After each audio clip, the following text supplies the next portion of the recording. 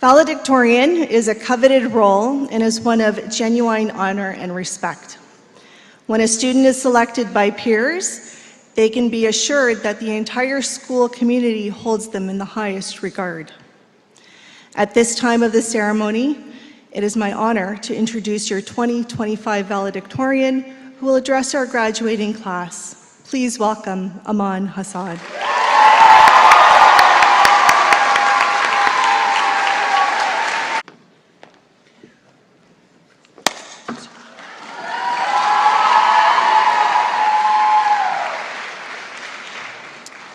Get hype and smile.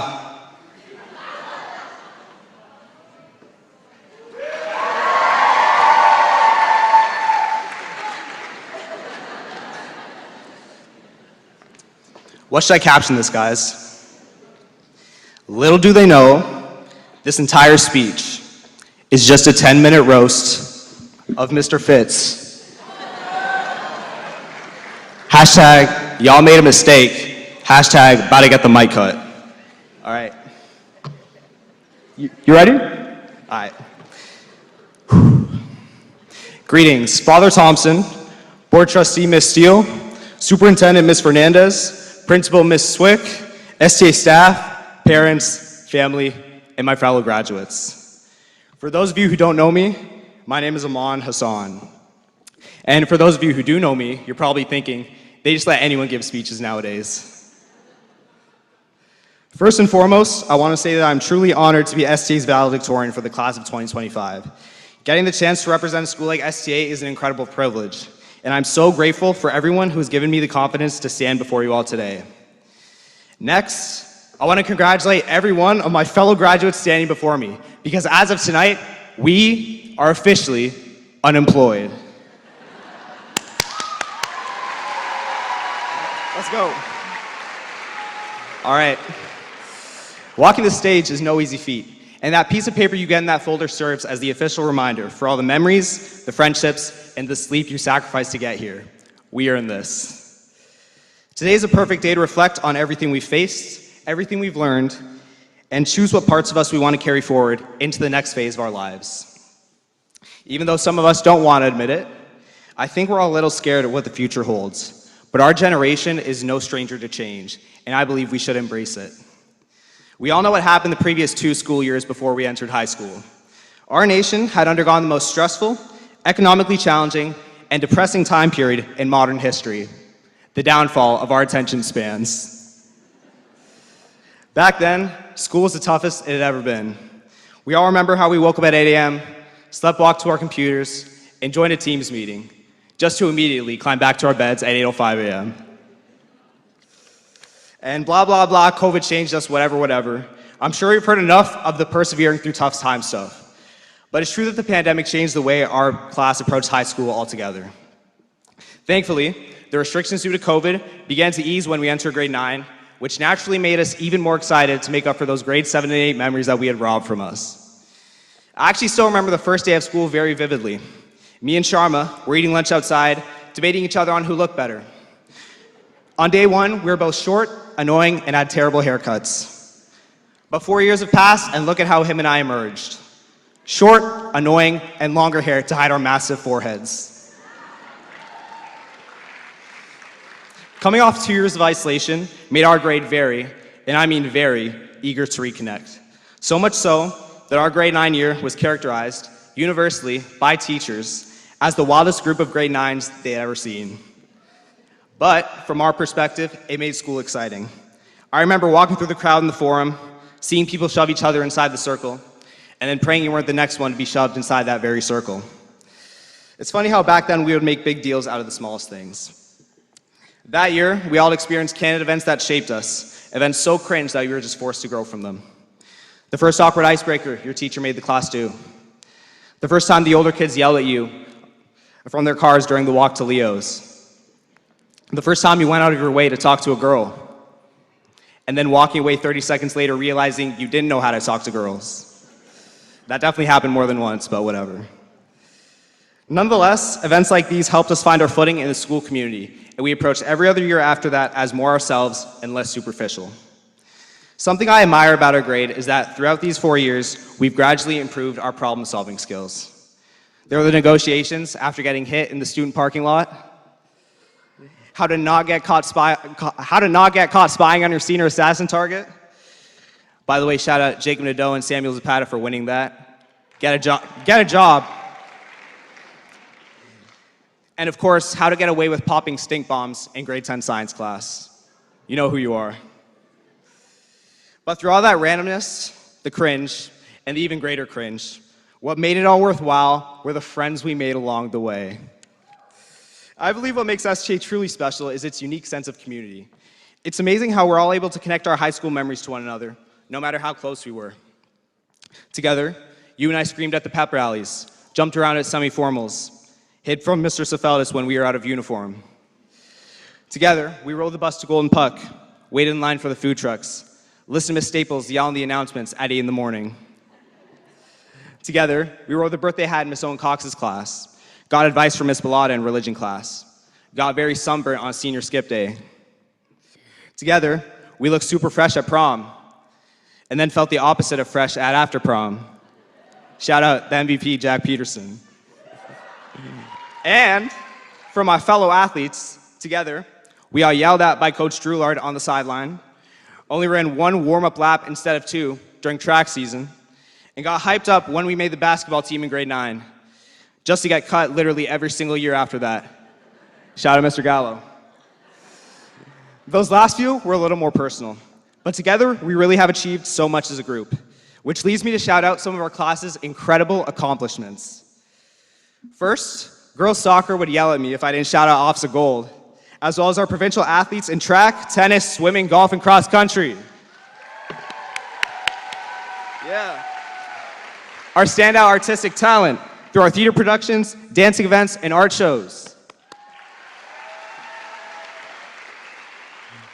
We've cultivated clubs such as Robotics, Enviro Club, and Business Case Comp, and made incredible strides in promoting diversity and inclusivity through the forming of cultural associations and Multicultural Week.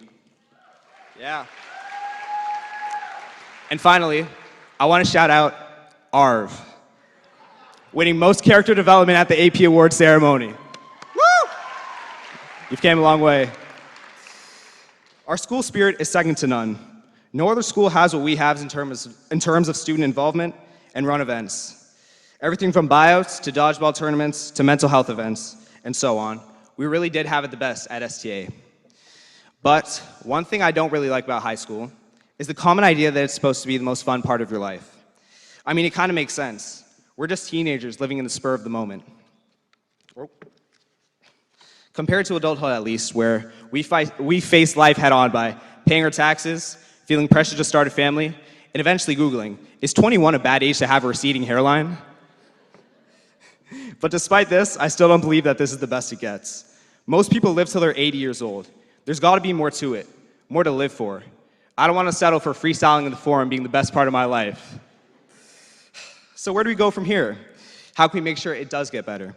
That's a question that we're all going to think about, and we will all have different answers to. The last couple days have been the most emotional, reflecting on how fast the time flew. We even witnessed Blake Christensen shed a couple tears, which caused everyone else to follow suit. We're uncertain about what the future holds for us, but I know we will all find our way around, because I've witnessed each and every one of you grow into the people you are today, and I'm proud of how you've carried yourselves through everything thrown at you. I wouldn't trade you guys for the world. Give yourselves a round of applause.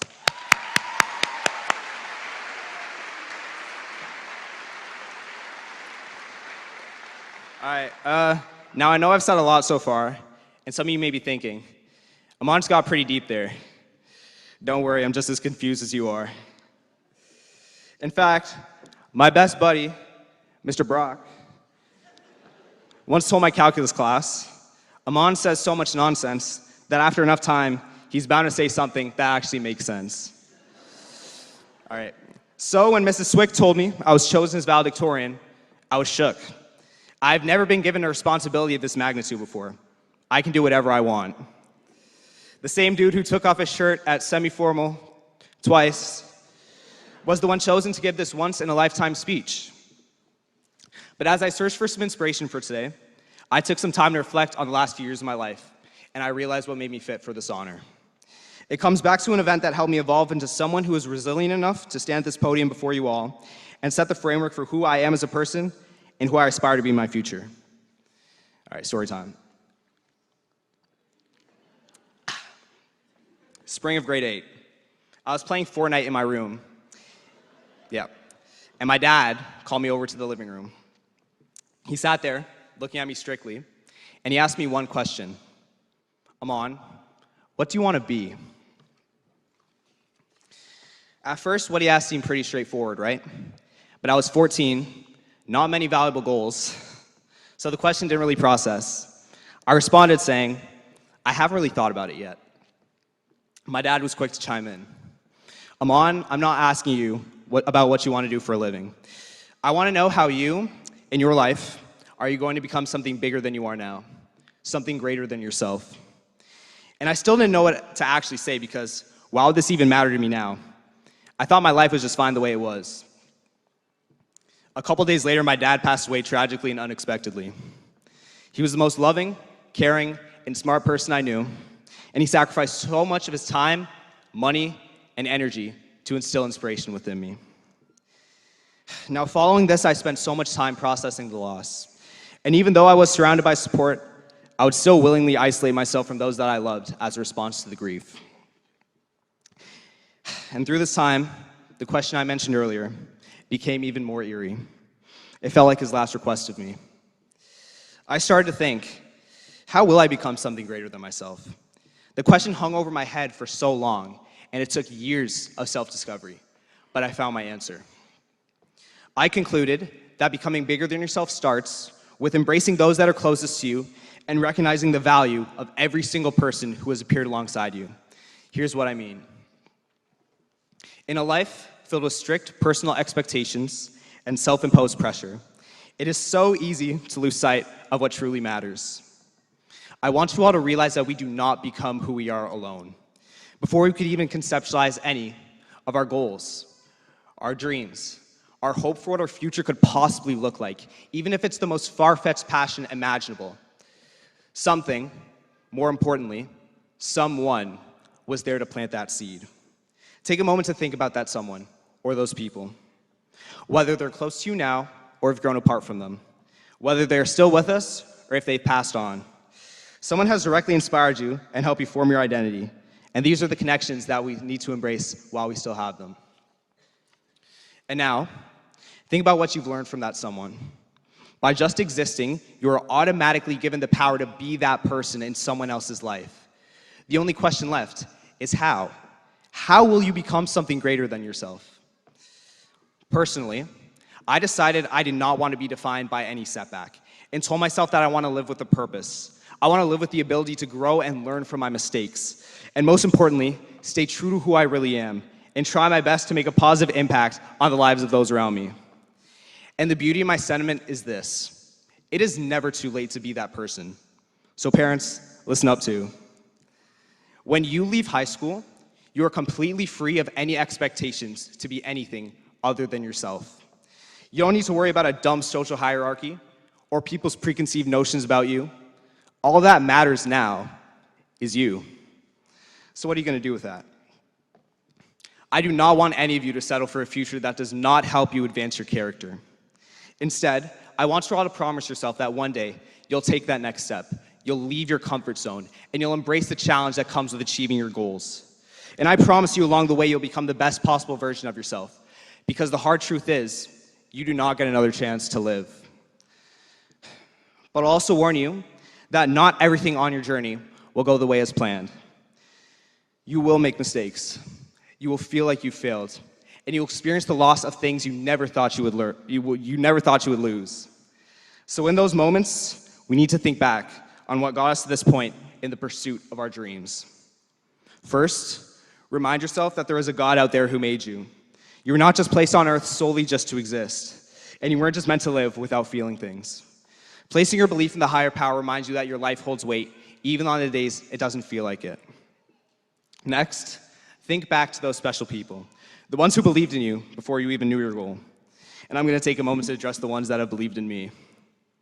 Mom, for 18 years, you've been my constant, my guide to life, and my greatest source of strength. You and I faced a lot together, but it was you who stepped up and played the role of both parents when I needed that support. You mean absolutely everything to me. Thank you for packing my lunch every day. All right. Zan, my favorite idiot. Thanks for being the voice of reason in my life. I never say this, but you're my biggest inspiration. You've shown incredible resilience over these last couple years, and I'm so proud of how far you've come, not just as a brother, but as a person. I'd also like to shout out Uncle Bud, Uncle Keela, and Uncle John for being here tonight. Thank you guys so much for your continued support. Next, to all STA staff, your commitment to our education and well-being has been nothing short of admirable.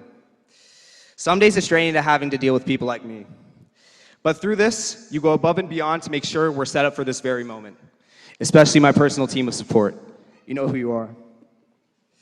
Finally, to all the friends I've made during these 13 incredible years of school, you've seen every side of me. You've watched me grow, and we've made countless incredible memories together. This is my way of giving back. I hope my message of embracing connection runs strong through all of you, and I know I can count on you guys to carve your own paths and refuse to be defined by the challenges you face.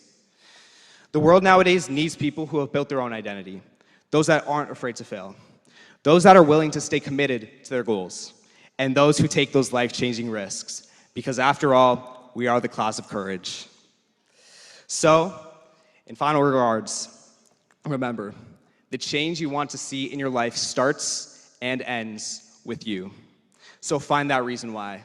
Live out that purpose. And never forget, becoming something bigger starts with showing up for others while staying true to yourself. Thank you, class of 2025.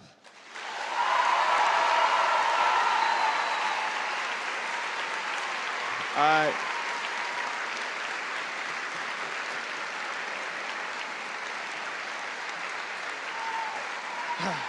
All right. Thanks a lot.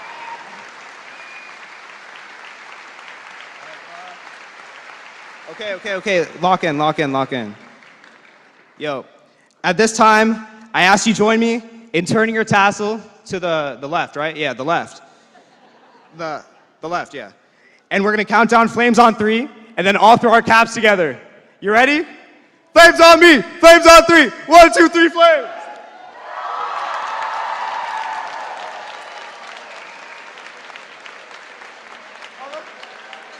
Yo, look at caught it. It's John Brock. Shout out John Spot. Shout out Arv. Shout out Jalen Smith.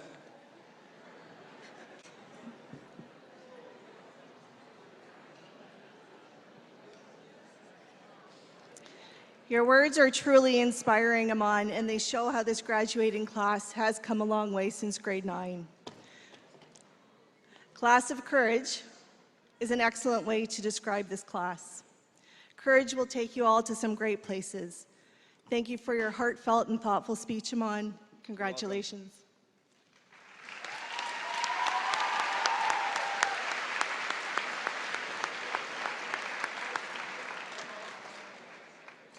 What is it? Well, I guess you'll see. Yo, I'm leaving a mess. Hold on. That's okay. Do you need some help? No? Oh my gosh. How do I open this? Here. There you go, kiddo. There we go. What is this? It's a scroll. It's a scroll. What's in the scroll? Made of pewter. In the scroll is your speech. Really? Yeah. Yeah. Thank you guys.